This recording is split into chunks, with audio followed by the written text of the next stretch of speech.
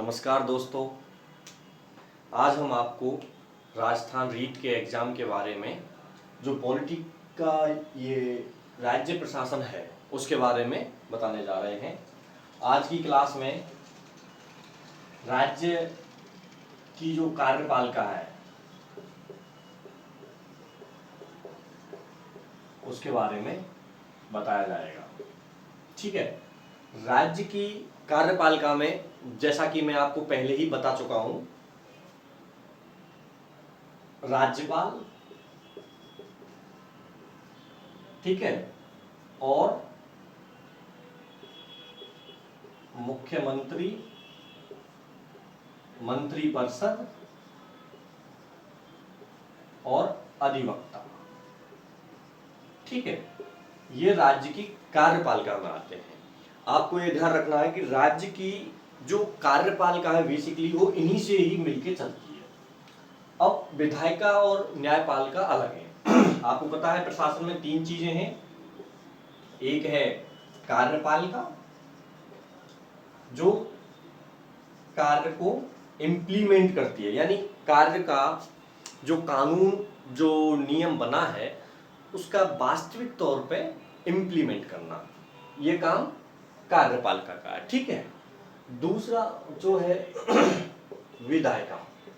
विधायिका का काम है कानून बनाना, कानून बनाना, ठीक है। और जो तीसरी चीज है वो है न्यायपालिका, न्यायपालिका, ठीक है। न्यायपालिका का काम है इन दोनों, या तो कार्यपालिका द्वारा सही काम नहीं किया जा रहा है या विधायिका का कोई कानून ऐसा है जो जनता के अधिकारों या फिर इस टाइप से कोई कानून है जो उनका संविधान का उल्लंघन करता है, तो उसका डिसीजन न्यायपालिका विवाद का समाधान करती है, न्याय सुनाती है। ठीक है, अब जो राज्य की कार्यपालिका वो ये है राज्यपाल, मुख्यमंत्री, मंत्रिपरिषद, अधिवक्ता। ठीक है, बेसिकली यही है। राज्यपाल की मैं बता चुका हूं, केंद्र द्वारा नियुक्ति की जाती है, ठीक है, राष्ट्रपति द्वारा। ठीक है, अब आपको आज समझना है मुख्यमंत्री, मंत्रिपरिषद एंड अधिवक्ता। ठीक है, आपको चीजों को यहाँ पे याद करना है, समझना है, रटना नहीं है। बहुत लोग क्या करते हैं कि बच्चों को कैसे कुछ क्या है कि ट्रिक्स वगैरह बताते रहते हैं। ठीक है, अच्छा है, सबका अलग अलग तरीका होता है पढ़ाने का, लेकिन आप ट्रिक्स वगैरह को याद करते हैं तो वो सब चीजें एक तरह से रटना हो गया है। आप उसको चीजों को रटिए मत, उनको कोशिश करिए समझने की, क्योंकि समझेंगे आप तो चीजें क्लियर रहेंगी। क्योंकि क्वेश्चन का कोई फिक्स नहीं है, कैसे भी क्वेश्चन आ सकता है। क्वेश्चन में आपको यह ध्यान रखना है कि कैसे आपको क्वेश्चन का आंसर देना है। ठीक है, तो इसमें आपको रटना नहीं है, ना कोई ट्रिक्स याद करनी है, ना ही कोई फॉर्मूला है, सीधा सीधा है। चीजों की आप यहाँ पे समझने की कोशिश करें। ठीक है, राज्यपाल का हम पहले ही बता चुके हैं आपको कि केंद्र सरकार द्वारा राष्ट्रपति को सिफारिश की जाती है, और राष्ट्रपति के पास में जिस व्यक्ति के नाम की सिफारिश होकर आई, रिकमेंडेशन किया गया है वो सेंट्रल गवर्नमेंट द्वारा, तो उस व्यक्ति को राज्यपाल नियुक्त कर दिया जाता है। ठीक है, यहाँ तक आपको कोई प्रॉब्लम नहीं आनी चाहिए। अब आपको जो नेक्स्ट चीज देखनी है वो है मुख्यमंत्री एंड मंत्रिपरिषद और अधिवक्ता। आपको ये देखना है कि मुख्यमंत्री, पहले मैं आपको एक एक चीज क्लियर कर देता हूं। मुख्यमंत्री राज्य में प्रधानमंत्री की तरह होता है। जैसे राज्य में मुख्यमंत्री, जैसे सेंट्रल में प्रधानमंत्री है, जो भूमिका प्रधानमंत्री की है, जो कार्य प्रधानमंत्री पूरे देश के लेकर के करता है, वही काम मुख्यमंत्री राज्य में करता है। राज्य में मुख्यमंत्री एज ए प्रधानमंत्री की तरह भूमिका निभाता है अपने टेरिटोरी, जो राज्य की सीमा है। ठीक है, अब इसकी योग्यताएं देखें हम कि कौन व्यक्ति मुख्यमंत्री बनने योग्य है। ठीक है, मुख्यमंत्री उसी व्यक्ति को बनाया जाएगा योग्यता में जो राज्य की विधान मंडल अच्छा, आपको एक चीज समझा देता हूँ पहले में, आपको क्लियरिटी आनी चाहिए कि राज्य, आपने 3 नाम सुने होंगे, विधानमंडल होता है राज्य में, विधान परिषद होती है, वो विधानसभा होती है, ठीक है।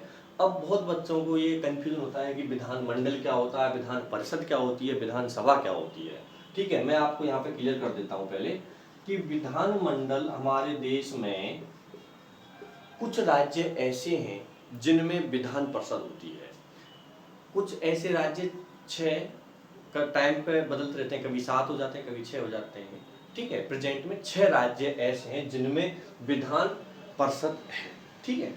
अब विधानमंडल में 2 सदन हो गए हैं, एक होता है विधानसभा, विधानसभा, और एक होता है विधान परिषद। विधान परिषद मैंने बताया 6 राज्यों में है, ठीक है। विधानसभा सभी राज्यों में है, ठीक है। और विधानमंडल इन दोनों को मिला के बनता है विधानमंडल। अब जिन राज्यों में विधान परिषद नहीं है, जैसे हमारे इस राजस्थान राज्य में विधान परिषद नहीं है, यहाँ केवल विधानसभा है, ठीक है। तो यहाँ पे विधानमंडल का कोई कॉन्सेप्ट ही नहीं है, सीधा विधानसभा ही नाम लिया जाएगा, ठीक है। और जिन राज्यों में विधान परिषद है, राज्य में आपको बता देता हूँ, उत्तर प्रदेश में है, ठीक है, बिहार में है, ठीक है, उसके बाद तमिलनाडु में है, ठीक है, कर्नाटक में है, ठीक है, महाराष्ट्र में है, ठीक है, और एक है उत्तर प्रदेश, बिहार, तमिलनाडु, कर्नाटक, महाराष्ट्र और पश्चिम, ठीक है। इन राज्यों में ये विधान परिषद है, विधानसभा राजस्थान में नहीं है।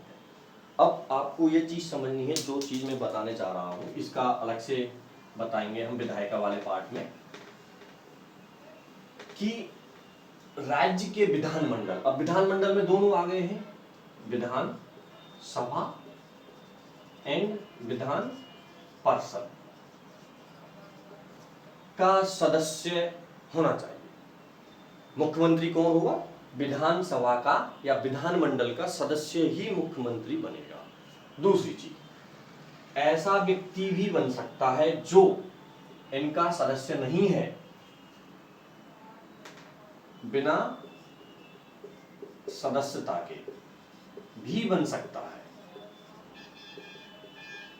लेकिन जैसे प्रधानमंत्री वाले मैटर में था कि 6 महीने के अंदर उसे इसका सदस्य बनना पड़ेगा, किसका? विधानमंडल का। अब चाहे वो विधानसभा अवेलेबल है तो विधानसभा का, यदि विधान परिषद है तो विधान परिषद का, दोनों में से किसी का भी बनना पड़ेगा 6 महीने के अंदर अंदर। अगर नहीं बनता है तो उसको मुख्यमंत्री पद से हटा दिया जाएगा। तो ये इसकी योग्यता है। अब इसकी अगर आयु देखी जाए तो विधानसभा के चुनाव लड़ने के लिए जो उम्र चाहिए वो कितनी होती है? 25 साल, ठीक है। 25 साल का व्यक्ति विधानसभा का चुनाव लड़ सकता है। तो एक मुख्यमंत्री कितने का बन जाएगा? 25 साल का।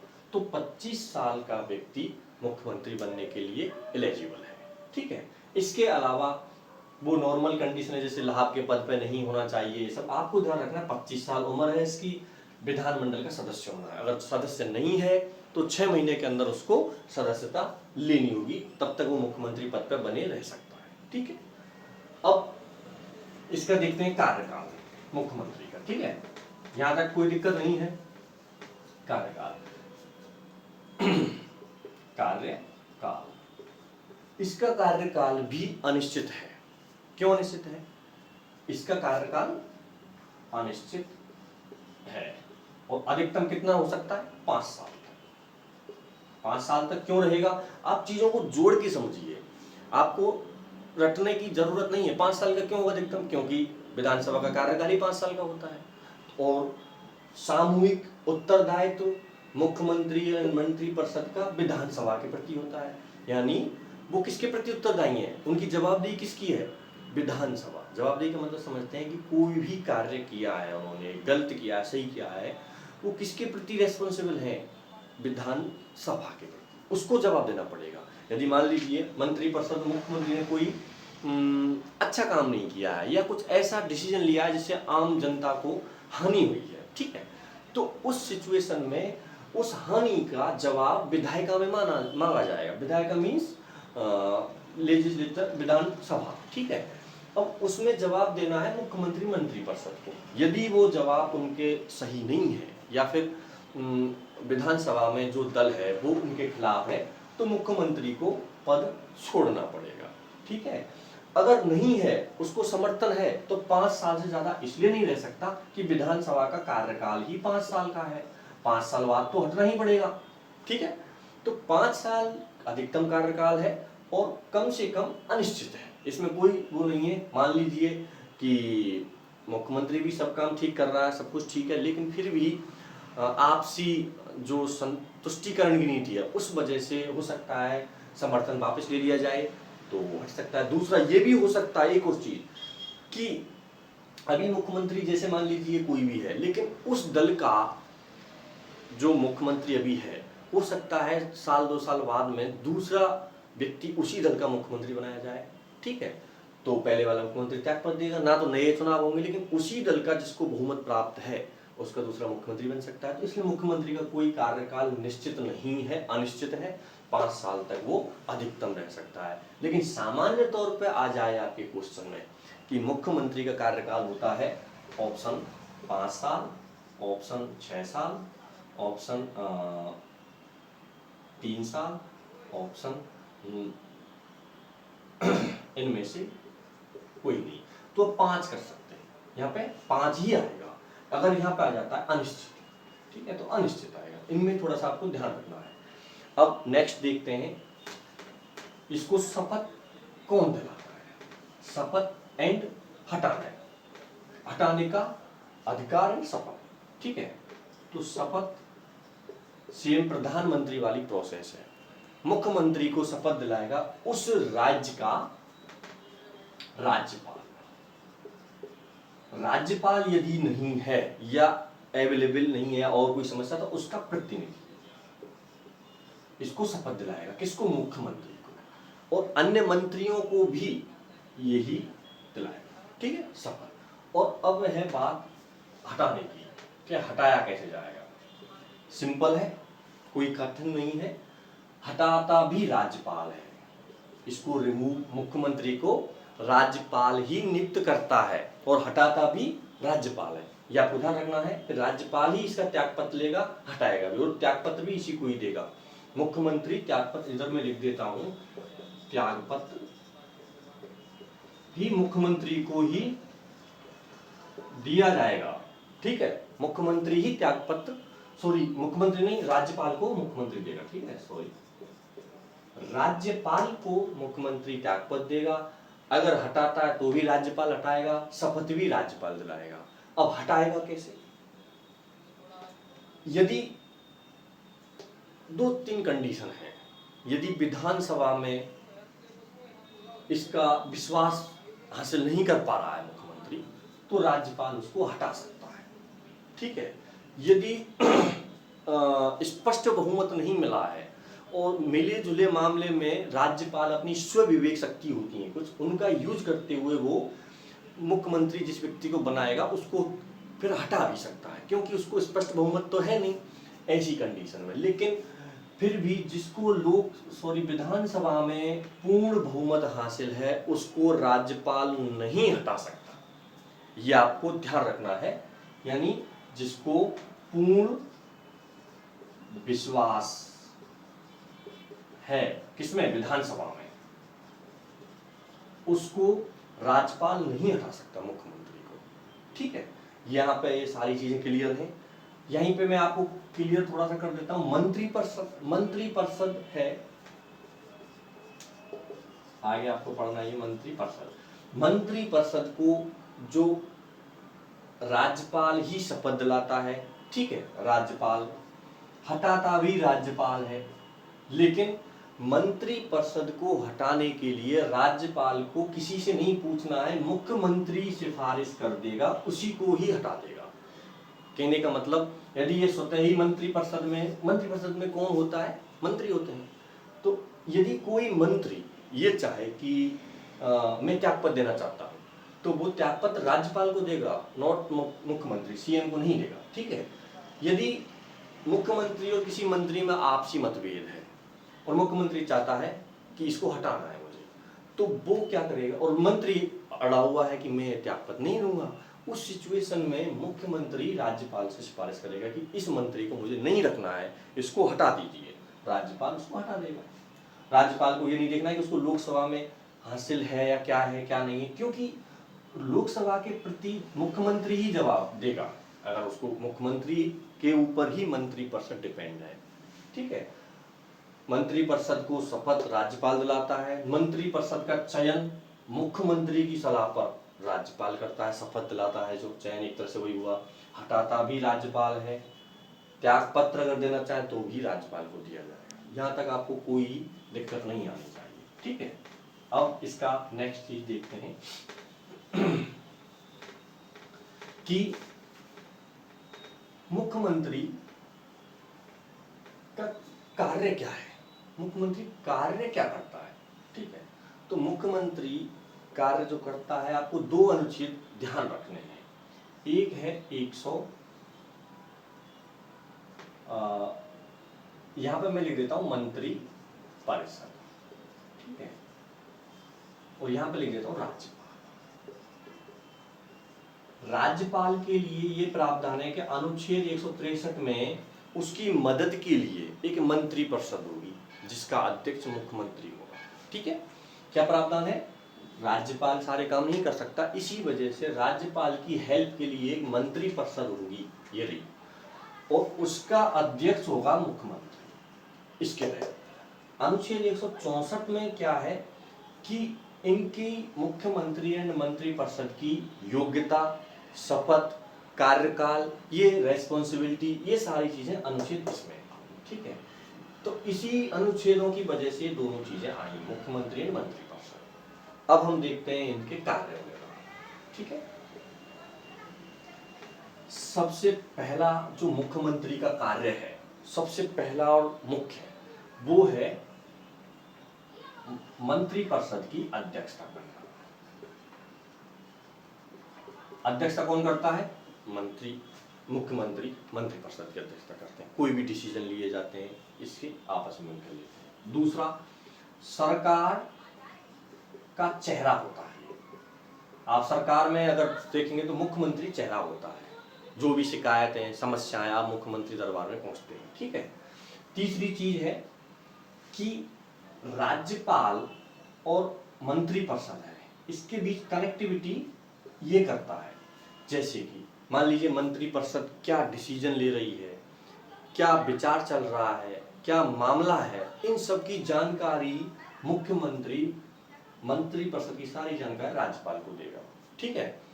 उसके बाद एक आता है अनुच्छेद 167। इसमें क्या है, राज्यपाल कोई जानकारी भी चाह सकता है मुख्यमंत्री से कि भाई तुम्हारे मंत्री ने कोई डिसीजन लिया, कोई मुद्दा, उसके बारे में तुम्हारे मंत्री का क्या कहना है, क्या सब चीजें, इस टाइप से राज्यपाल पूछ सकता है। तो मुख्यमंत्री की रेस्पॉन्सिबिलिटी होती है उसका जवाब देना। ठीक है। तो ये लिंक करता है, ये बीच में है, कड़ी है। इसके साथ साथ ये एक कड़ी और बनाता है, वो है विधायिका की। विधायिका मीन्स विधानसभा या विधानमंडल। तो विधानमंडल में ये सरकार का एक तरह से सरकार का एक प्रतिनिधि होता है मुख्यमंत्री, यहाँ पे जब होता है विधायिका में। ठीक है। जवाबदेही होती है। दूसरी, उसको भंग करता है विधानसभा को। यदि भंग करना होता है विधानसभा को समय से पहले, जैसे मान लीजिए 5 साल का टाइम है लेकिन 3 साल पे भंग करना चाहता है, तो मुख्यमंत्री राज्यपाल को सिफारिश करेगा कि इसको भंग कर दीजिए, नया चुनाव कराना है। ठीक है। तो भंग कर देते हैं राज्यपाल। अब आप सोचेंगे मुख्यमंत्री के कहने पर कैसे भंग कर देती है। ठीक है। तो ये इसलिए है कि उसमें पूर्ण बहुमत किसका है। मान लीजिए राजस्थान में 200 विधानसभा है और बीजेपी को प्राप्त हुए 150। अब 150 जब प्राप्त हैं, उसके मत हैं, यहाँ पे विधायक हैं, तो उसका व्यक्ति जो मुख्यमंत्री बैठा है श्रीमती वसुंधरा राजे, तो जो वसुंधरा राजे मैडम हैं, वो अगर कुछ कह रही हैं तो 150 की बात को ही तो कह रही है ना। अगर वो चाह रही हैं कि भाई भंग कर दिया जाए, चुनाव कराना है, तो इसका मतलब ये है कि 150 की बात है। जब बहुमत का है बात, तो राज्यपाल को मानना पड़ेगा, इसलिए वो उसको भंग कर सकते हैं। तो इसलिए ये भंग भी कराने का इसके पास में शक्ति है। तो ये मुख्यमंत्री के मेन कार्य हैं, ठीक है। इसके अलावा मंत्रिपरिषद का भी आप थोड़ा सा देख लीजिए। मंत्रिपरिषद के बारे में मैंने बता दिया है, वही सेम योग्यता है, कार्यकाल अनिश्चित है, सेम प्रोसेस है। बस ये है कि मंत्रिपरिषद और मुख्यमंत्री मिलकर डिसीजन लेते हैं। मुख्यमंत्री सारे डिपार्टमेंट नहीं संभाल सकता, इस वजह से मंत्रिपरिषद का व्यवस्था की, जिसमें अलग अलग मंत्री होते हैं। कोई किसी ने गृह मंत्रालय संभाल रखा है, किसी ने पशुपालन, किसी ने डेयरी विभाग, किसी ने खनिज विभाग, इस टाइप से बटे रहते हैं, ताकि मुख्यमंत्री का काम एक अच्छे वे में चले, अच्छे तरीके से समझ सके, ठीक है। ये सारी चीजें हैं, आपको ध्यान रखना है। अब इसके अलावा आपको एक थोड़ा जानना है, राज्य में जो होता है वो जो कानूनी अधिकारी होता है वो होता है महाअधिवक्ता, ठीक है। अधिवक्ता क्या है? अधिवक्ता। अधिवक्ता का जो कार्य है वो है राज्य की कानूनी सहायता करना, ठीक है। राज्य के बारे में कानूनी सलाह मशवरा करना अधिवक्ता। अनुच्छेद 165 अधिवक्ता ये स्टेट में होता है, महान्यवादी सेंटर में होता है, ठीक है।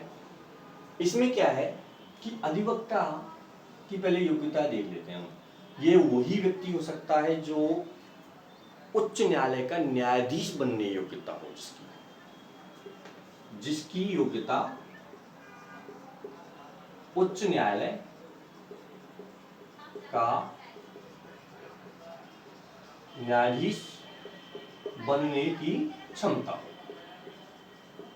अब उच्च न्यायालय के न्यायाधीश बनने की क्षमता हम उच्च न्यायालय में बताएंगे, लेकिन फिर भी यहाँ पे मैं ब्रीफ कर देता हूँ। जैसे 10 साल का उसको न्यायिक कार्य का अनुभव होना चाहिए, या फिर वो न्यायाधीश होना चाहिए, ये योग्यता है मेन। तो उसकी एक तो योग्यता होनी चाहिए, बस यही मेन योग्यता है। अब उसका जो कार्य है वो कार्य में बता देता हूँ। कार्य कानूनी सलाह देना,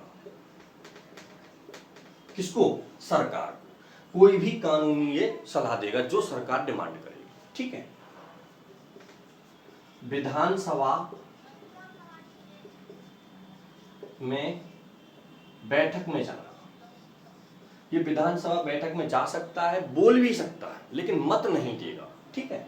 ये बोल भी सकता है लेकिन मत नहीं देगा, मत नहीं देगा, क्योंकि ये जनता का प्रतिनिधि नहीं है, ठीक है। इसके अलावा ये राज्य के किसी भी न्यायालय में सुनवाई कर सकता है, ठीक है।